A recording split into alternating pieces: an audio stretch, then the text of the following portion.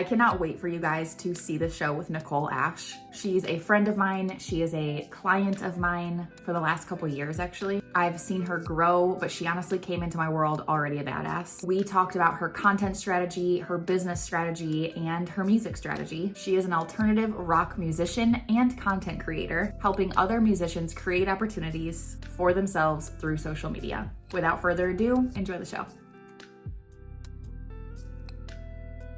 Yay, Nicole, welcome to the show. I have been looking forward to this. I know we were in dance class last night together and you were like, I'll see you tomorrow. And I don't know, like the time between Christmas and New Year's, like I have no idea what day it is. So I'm really excited this time is here. I've been so excited to have you on the show. Welcome. Hi, yeah. So great to see you again. I know every day is like a blur with the new year, but yeah, I'm really excited to be here. Yeah, I love your lip combo. What do you have going on right now? Thank you. I just threw on some gloss because you're like, show up as the best version of yourself. I'm like, okay, I just need to put something on. You look amazing. Okay, let's dive in. And before we talk about anything, like tell us about you. Tell us like a glimpse of your story, what you want to be known for, and how you would describe kind of like what you do right now. Cool. Yeah. So, like I'm a musician. I show up on social media, and that's kind of like what I'm known for. I play a lot of guitar. I'm kind of known for a lot of times jumping around with my guitar. I play a lot of emo, pop punk, nostalgic 2000s music. But I guess a little bit of my backstory is that I'm not even a full-time musician, but I've always been drawn to music. So I've been writing songs for as long as I can remember. My sister got me into the music that I'm really interested in, and I always pictured myself doing that, but it was always like having commitments with sports and school, and it was never actually something that I set aside time to do. So it took me all the way through, even when I got a guitar, it took me a while to even play it or feel like I was good at it. And then it took me until I was 23 years old, so post-college and everything, to say I'm actually going to prioritize this, because I was really sick of it just being on the back burner and thinking I have no way and no shot of being like these people who are even younger than me.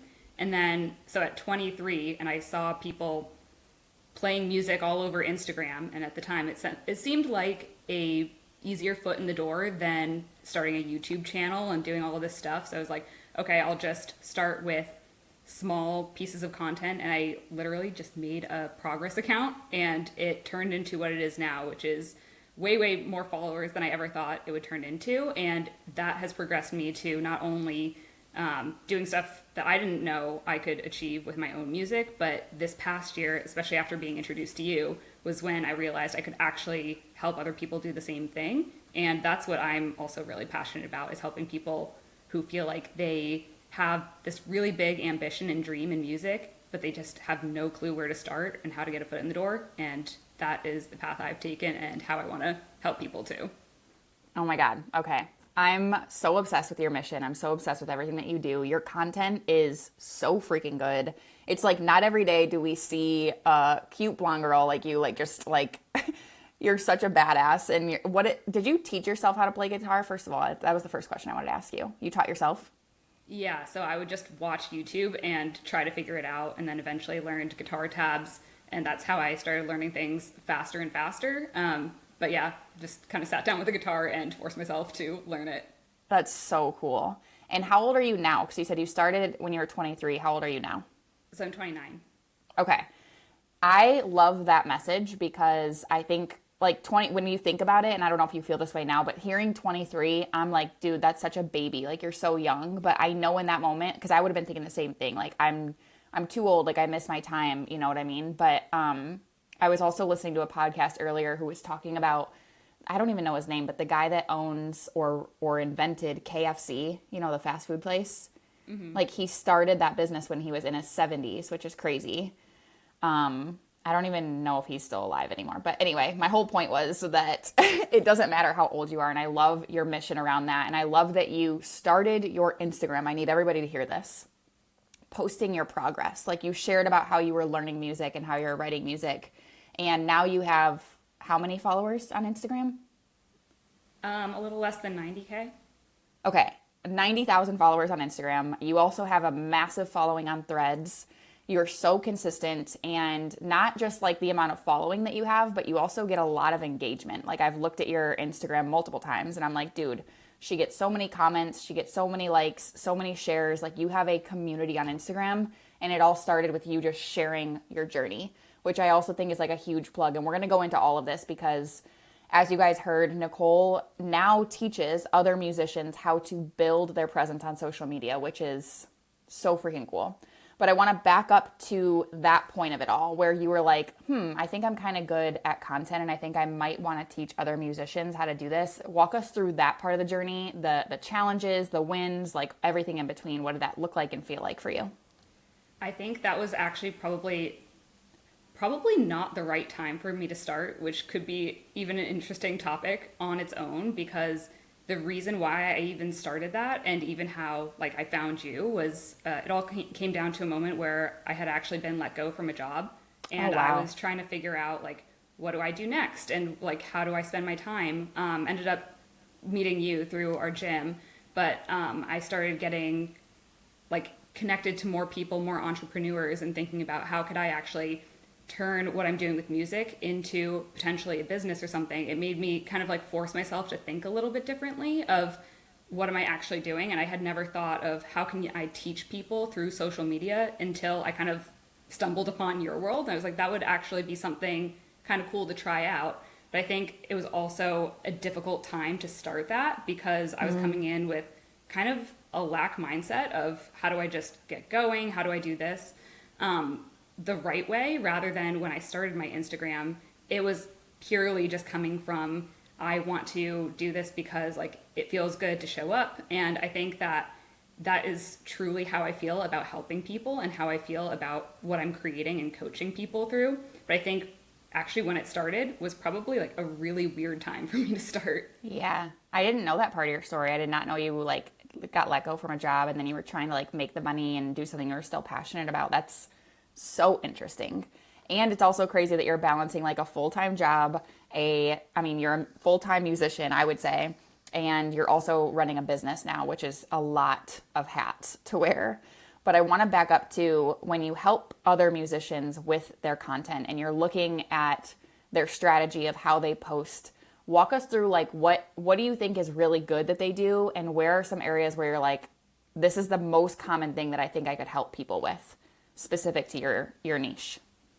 I think so many people, and this is something that I come across so many musicians who are super talented, but they either don't show enough of their personality or their story to connect with, or they overshare too much of that. And I think that's probably the biggest thing, is that if I come across someone's content or someone's page, or they're trying to just promote their song saying like new song dropping, and I don't know who they are and I haven't connected to their music yet, I feel like so often you see people trying to push their music and release it. It's about them, but no one knows who they are yet, and it just gets overlooked because there's so much of that, rather than people being let in on a journey of this is how I'm learning, this is how I'm progressing. Like I personally love seeing people's journeys when they're like, this is me, I'm just giving an example, but like this is me trying to make it in the music industry in this way, or this is me learning how to play my instrument better, or this is like how I'm learning how to write my songs and create an album. I love seeing that kind of stuff, but if it's just like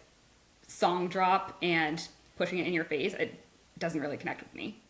Yeah, that's like a metaphor for everything. I feel like even people just trying to sell their offers, when it's like, here, I just created a new offer, and I'm like, whoa, I feel like I have whiplash from that. I don't even know where that came from, why that matters to you. All of that is such a metaphor, I feel like, and really important for all of us to remember, honestly, as we're going through this journey of like building businesses. We need to share not everything, like you said, because I do think the word vomit piece to that is huge. Like if you share everything, then you become more of like influencer, like friend zone type person. But when you share what's relevant to the business through your own story and you're sharing the journey, that's where it's like it clicks into place and people are riding the journey with you. And that's what's so important. When you are working with people, or when you have worked with people in the past, when you're sharing ways that they can maybe change, or not change, but adapt their Instagram to your way of coaching, what do you think people are most resistant to? I feel like they've been most resistant to partially so I've spent a lot of time reverse engineering my own content, other people's content to figure out how things should work. And there are bits and pieces that people will take from what I'm saying to apply it to their own content.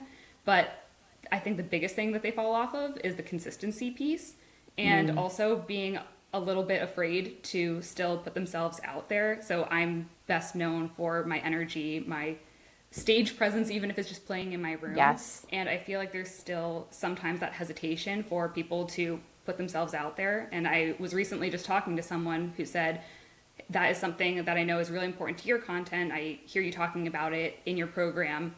How do I do that but not make a fool of myself, essentially? And it was talking through, okay, but how are you gonna get yourself there if you can't record it and watch yourself back or take advice from other people? Like, I've been made fun of for looking ridiculous or saying that I looked awkward or my hands were awkward while playing, but I wouldn't have known to correct that if people didn't tell me, you know? Yeah. So it's a matter of putting yourself out there, even if it feels awkward, but then you get to watch it back and even reverse engineer your own content too. Yeah. Okay. That's huge. It's like watching film as like an athlete. Like you have to be able to at first do it and kind of look silly. You have to look stupid. You have to make mistakes before you can get better at it.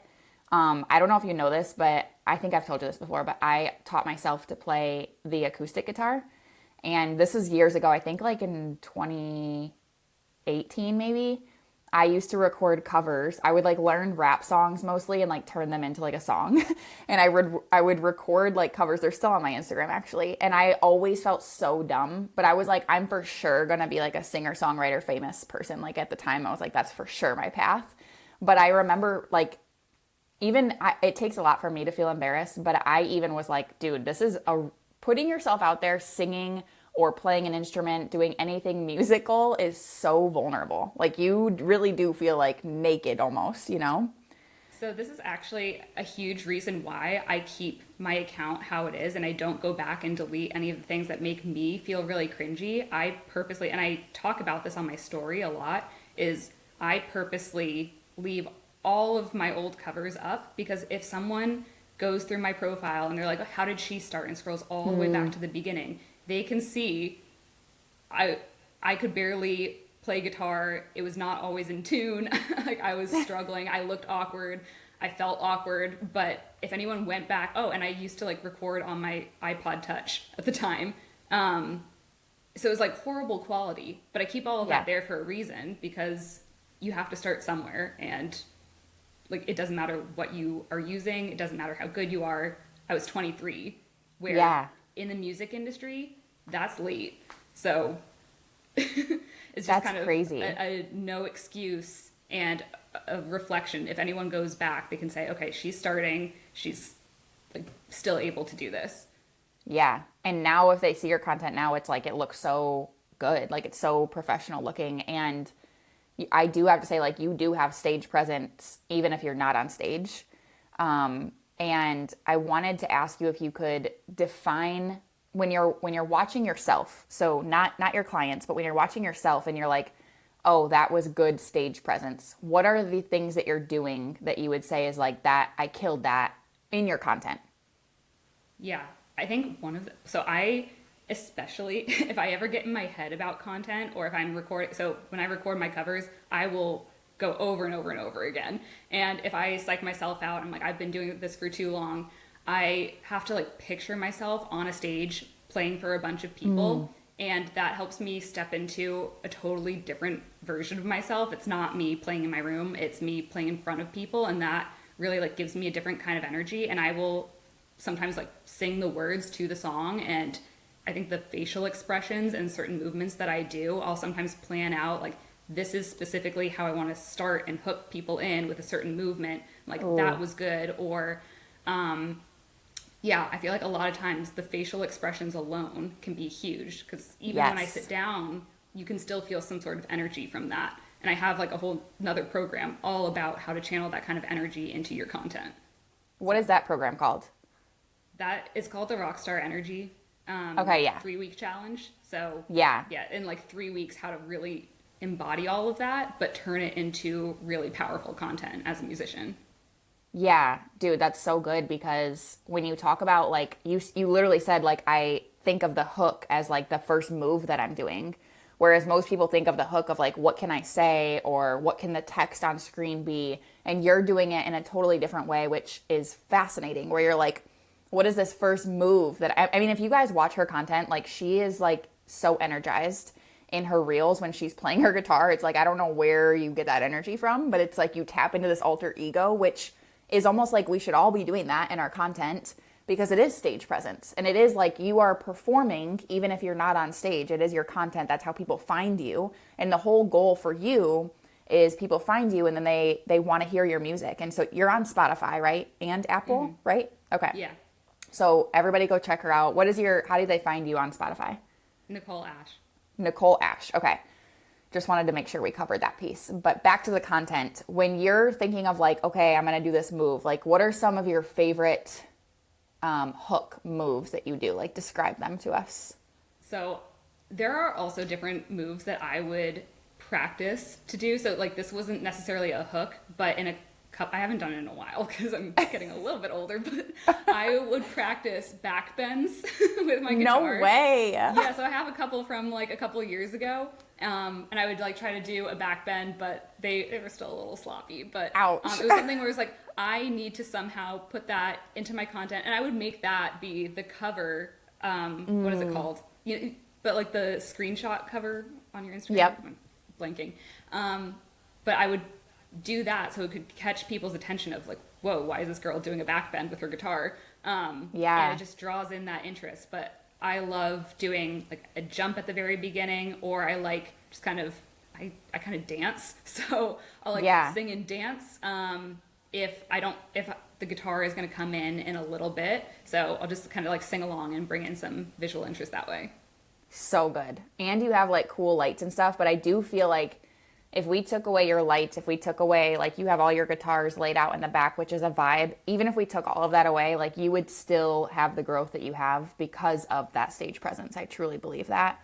And I know that you teach that in your programs, which is huge. And when I think about watching someone like sit down and play their guitar and sing, I am way more intrigued watching you move versus that, even if they're like the best musician ever. So that's really good stuff and really amazing things that we can all take note of. But I wanted to dive into like your content strategy. So when you're thinking of, I'm going to post this week or this month or even today, walk us through your thought process, your organization, and the entire strategy behind that. I will admit I'm not always as consistent as I would like to be, but when I'm like doing my best with my content and everything, I'm posting a cover like 3 times per week. Now I've also mixed in a little bit of other kinds of content. Like I've done a lot more with carousels of me actually talking to someone that I want to work with. So that is a whole nother thing too of changing my strategy a little bit because of now allowing people into my world for coaching. But when it comes to specifically how I grew on Instagram doing what I'm known for, it's been like posting a cover at least once, maybe like 3 times a week. And I think about a lot of times what is something super relevant. It's not necessarily, it could be a trend, but more so like what is something super relevant right now that I could maybe pull in a song. So if it's a holiday, like Christmas covers are huge. If there's an anniversary of something, then I will like pull in a certain song that I'm like, this is an anniversary, like 20 years ago, because I listened to music from 20 years ago. Yeah. So I'll be like, this is like an anniversary cover for that. Yeah, that's so smart. When you're thinking of, like, when you say covers, just to clarify, you're talking about reels, right? Yeah, sorry. So yeah, song covers, and I grow them mostly from reels. Okay, perfect.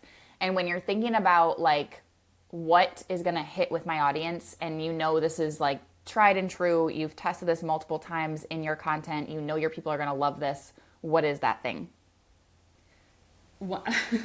This is another thing about kind of stepping into your alter ego, and this is actually a little taste of what I have in that challenge that I mentioned, but literally dressing up as a character.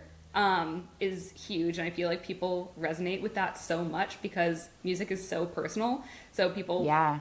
automatically connect to it. And if they see someone like dressed up as a certain character or embodying a certain album, then there's that instant visual hook too of not even my movement, but just like how I'm dressed. And it's purely for the fun of playing dress up and getting in, Yes. which I know you're huge on. Yes. But it can feel like Halloween literally any day. And it's just so much fun. But it's a connection with people in that way. Yeah, that's so good. I definitely am aligned to that. I have an entire offer, which you know, that is all about changing the way you dress in your reels, and it makes the world of a difference. So, when you're thinking of 2025, what are your goals in terms of your music business, your coaching business, and everything combined and correlated and kind of mixing together? What are you thinking of in 2025, and what gets you excited? Yeah. I want to reach more people. I've not tied a number to it, but I want to reach more people with the offers that I'm like putting together and getting to learn from them too and being able to give as much as I can. So I definitely want to expand my business. And with that, I feel like this past year has been a lot of experimentation of bringing in like, how do I start talking to my like ideal client versus talking to people who are just fans and they're not even musicians. So it's been a weird balance. And I think that's also taken a toll on how the algorithm is reading my account and is it actually performing. And so for me personally, I also want to show my own proof in numbers. I know it's not just about the numbers, but here I am promoting this is how you can get Instagram growth. This is how you can get in front of people. And while experimenting with content, my goal is to also get really good at finding that balance between who I'm talking to when it comes to coaching and also taking people along my journey through music. So I would love to hit 100K in 2025. I would love to bring people into that world and just be able to help them reach their number goals as well. And yeah, I want to put out even more music this next year and really invite people in on that entire process of what I'm learning as a musician, as a coach, and all those things. So when you're talking about your ideal client or the person that you want to work with, do they have to be a guitarist or can they be any sort of musician? No, they can be any kind of musician. So I've been working closely with a drummer, and his stuff has already gone really crazy. It's really cool to see his growth because it's almost immediate. He's like, I have an idea. What do you think of this? And we went back and forth on how he could really make it like the best that it could be. And I'm like, your reel is currently, one of his reels is blowing all of mine out of the water right now. That's awesome. So I'm just like, this works. Yeah, that's so cool. So tell us, like, where does the musician have to be in their journey? How do they know Nicole is the person I need to hire as my content coach? What are their thoughts? What are their struggles? And what are their goals? Yeah, they should already be in the music world and be like invested in their instrument. They don't have to be the best at what they do, but they need to be serious about how they want to show up online and be able to they need to be able to want to connect with people in a different way than just showing up and pushing their music and saying me, me, me, me, me. It's more about how can you grow and take people along the journey, because I can only teach what I've done. And they also, at this point, need to be invested in how they're doing song covers, because I truly believe that that is a huge part to musician growth on social media, is an immediate connection. So they need to be invested in taking song covers seriously enough. And some of like their challenges would be, hey, I know how to play my instrument, but I don't know how to get in front of more people, and I want to reach people with my music. And also, like, I didn't even have a song when I started doing this. I built this entire audience before ever releasing my first song. So they don't even need to have that part figured out. They just need to be invested in social media and the music that they're making. Yeah, they could build the strong foundation and then start writing their music like you did and then pop off. So outside of maybe getting their own music exposed or going down that route, what are some other things that they could look forward to that would come from having a large audience on Instagram? Some of like the big opportunities that I've had aren't related to even my own music, but some of those things were like working with certain brands that I was like, that's a dream brand for me, and I didn't know that I could work with them and essentially get paid for that. Even that's not something that I'm currently coaching, but I would love to help people figure out how can you even do that so that you can start supporting your own music dreams, because it gets expensive. Yeah. That, and also opportunities to network and meet with other people. There are people in the music industry I never thought I would have connected with, and they probably wouldn't have known anything about me if I didn't already grow a music presence. So there's a reason why I've connected with people or had interviews with people or been on stage with certain people where they wouldn't have ever known who I was if I didn't already bring a presence with me. And I think that goes a long way. Heck yeah, it does. Especially if someone's like looking at you, they find you somehow and then they're like, oh, I go to your Instagram and you have clout already. It is a big deal. Are you planning in 2025, early 2025, to like get on stage anywhere or like do any shows? Yeah, nothing planned right now, but that has been my number one thing, and I'm pretty open about that too, of like the challenges that I go through mentally when it comes to just getting in front of people. Wait, tell us about those. So I feel like this has to do with social media too, but I have this internal battle with myself of I've already built up this audience who knows me for playing my songs, for being good at what I do, but it comes with this lack of experience on stage. So I just played live for the first time this past year, not even with my own songs, just showed up for one show. And I personally have this fear of like, what if I'm actually not as good as I am when I'm playing in my room, or people expect me to have all this experience where I might not actually be, I have experience when it comes to growing online, but maybe I don't have the experience that other musicians have. I feel like it's the complete opposite path that most musicians take. And yeah, I feel like that can sometimes be a knock to my confidence. How do you get over that? How do you move through that? I think exposure therapy. I've been trying to get on stage as much as I can through, like I said, playing on stage last year, or even just going to like karaoke's or anything literally to get on stage. Wait, what is exposure therapy? Like when you're afraid of something and then you just show up anyway. Dude, I've never heard that. I'm obsessed with that. Oh, really? Exposure therapy. Yeah. Yeah, if there's anything that you need to just face completely head on to get over it, like that's exposure therapy. It's kind of like when I told you that I don't like doing Instagram lives that much. I don't know why, but you were like, just try it, just do it. And I did.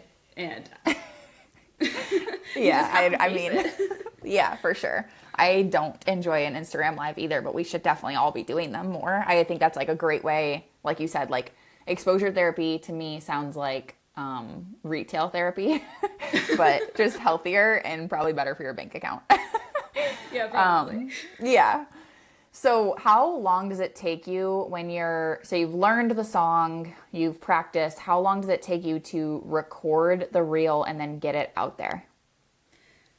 I feel like I'm pretty quick once I have it recorded to actually edit it. I usually do things on my laptop because it's just the fastest for me. I know other people use apps like CapCut all the time and stuff, but it's pretty quick. I line up my audio, video, all of that, and then post it whenever. So it's really quick to edit what I do. The most time consuming part is making sure that I have something that I'm like, yes, that's the one I feel good about posting. Because, you know, when you record content, sometimes you have to take several tries. Yeah.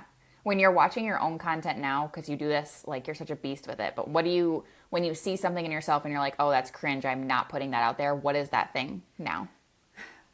Sometimes it's like when I just completely mess up what I'm playing, which is the main thing. But sometimes I don't like my certain stage presence, how I'm standing, or I think that I could do something in a cooler, more engaging way. If I'm like, that doesn't hook someone in, then I'll completely redo it. Wow, that's good. And that's what it takes. Like some people will ask me and my sister, like, how did you guys start doing TikTok dances, which I don't do much of anymore, but it's the same thing. It's like, do you know how many times I've hated my TikTok dances and how many times I've had to trash them and start over or try again? And it's that process of like exposure therapy, just continuously like putting yourself out there and trying it over and over again and finding the small tweaks and watching your film back and really diving into what you like, what you don't like, and I don't know, just keep it moving. I feel like But exposure yeah, therapy is the theme for 2025. dude, yeah. I mean, you need to put that on Threads or something. That's really good. I've never heard that. Not my wording, but yeah, I've heard it Really? somewhere. I mean, we wouldn't know. We can say it's yours. Okay, cool. Well, I am like I know you personally. You're my friend and a client of mine, and I respect your work so much. But if you want anybody out there that's never met you to know one thing about you, what would that one thing be? I'm just really passionate about getting in rooms with people where I can learn from them and that they can learn from me. And I think more people, oh, sorry, is your question more about what people should take away from this or how they should know me? Whatever you want it to be. You go with it where you want to go. Well, I was gonna say, for me, like, I'm just emo. I like playing my guitar. I'm the kind of person who wants to bring an energy and spark to your content. So especially for musicians, but I get excited about that kind of stuff, even for the people that we've been in cohorts with through your group teachings. I get so excited to help people and like just give them advice on content too. I remember sharing some of the learnings I got from Threads when it was brand new. I was like, guys, Yes. you need to hear some of these things. So that's the kind of person I am, is when I get excited about something, I need to share all my knowledge on that so that other people can be successful. And that's how I feel about helping musicians too. I want to like go in and look at their content and say, this is how you can be doing it better. And I love seeing people's potential and bring that out of them. Yeah. I remember when you shared the Threads. This was like, gosh, a long time ago. I remember when you shared about, yeah, and I should have listened to you and jumped on Threads at that time, but it felt overwhelming to me for some reason. But can you describe just quickly, I was going to wrap it up, but now I'm like, I really need to ask you this. What is your strategy with Threads and how are you showing up there and what would you tell the group? It's not just about saying any of your thoughts, although sometimes you can. It's still about showing up and asking people questions that's super engaging to them while also providing your own story. The content might be different, but it's very similar to the messaging behind how I post. But it can be a little bit more raw because it's so easy to post there. And also when it does the best, I realized I was posting probably about 20 threads a day. That's when it was really blowing up. But I wasn't really keeping up with that for too much. And this is one other suggestion for anyone using Threads, including you. I looked at your Threads and I feel like you can also do this. But Okay. pin a post at the top of your Threads to introduce yourself, because it's similar to pinning on your Instagram where it's showing this is a little taste that you can get. And you can look at my Threads as an example. But I said what I do, what my mission is, and inviting people to some of the resources that I have as well. So if anyone comes to my profile, they see that with like a picture of me to make it even more personal. So that's my suggestion to anyone who Heck yeah. wants a little Threads hack. Okay, we all have homework and I will be doing that probably today. Thank you, coach. I love that.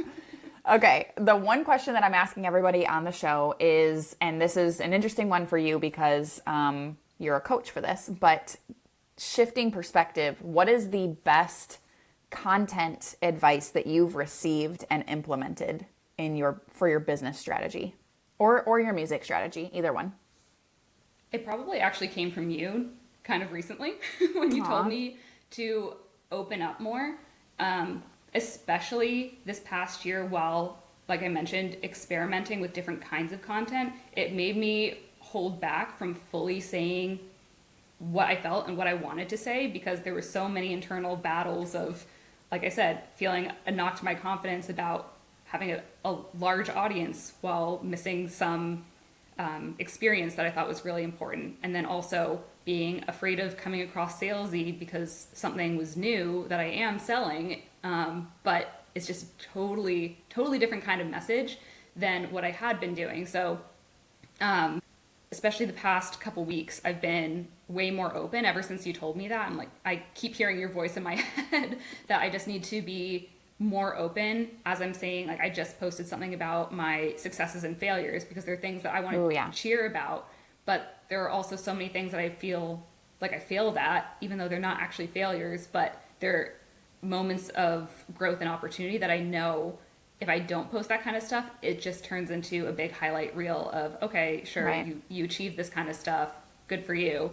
But it, in a way, going back and forth between those two dynamics shows, hey, these kinds of things are totally achievable for you, but also it's not perfect. Nothing's perfect. Yeah, I loved that post. That was a carousel, right? That you posted? Yeah. Yeah, that was so good. And you were talking about the highs, the lows. I love like the mixture of cheering for yourself, which is also, I mean, sharing the struggle in itself can be vulnerable and uncomfortable, but cheering for yourself also feels uncomfortable sometimes. So the mix of both does that humanizing factor that we've been talking about this entire show. Like, you build that connection with your people. They don't see you as this perfect girl who is a rock star with a perfect background and she creates these perfect reels. They now see you as like a human that they want to connect to. It's like, I hate to bring this back to Taylor Swift, but she built her entire empire on exposing stories through her music that a lot of people hated. Like, people were like, okay, stop dating these guys, stop getting your heart broken, stop sharing about it. Like, do you write anything else?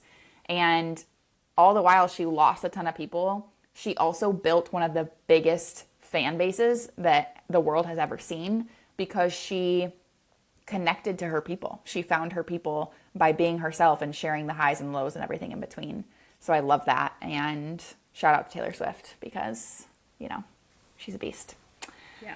Do you like Taylor Swift? I do. It's so You funny do? because, yeah, I feel like there are a couple artists out there where I'm just like, and I like them too, but I'm mostly listening to my same old playlist. For sure. For sure. I know, like some of the music, the covers that you do, I'm like, wait, I know that song because they're like good songs that you're doing. And I like all music, truly. I love all genres. And then when I was in maybe high school-ish time, like I was really into like alternative rock. I would go snowboarding and I like would listen to, I'm like blanking on some of the bands, but there were so many that I was like, oh my gosh, I love this music so much. So when you cover them, I'm like, wait, I know that song. That's so cool. But yeah, it's good stuff. I also wanted to share something a little bit different, but I came across this quote. I don't know who said it, but I thought you would really like it and even relate it to your own kind of content. But there was something that I saw a musician post that said, the audience, and it's talking about going to a show, but the audience isn't there to see you, they're there to see themselves. Yes. And that, I saw that yesterday and I was like, I need to bring this up to Chandler. Yes. And it's so true. And I think for musicians, for content creators, for authors, for literally quite literally anyone, when you're in front of someone, you're always thinking, me, how can I do this? Like you said, kind of. And the reverse of that to connect better is like you're serving people that are in front of you. Like that's all you're doing. And when you can really put your people first, and it's interesting because we're talking about sharing our journeys and sharing our stories, but it's through the lens of your business and through the lens of connection.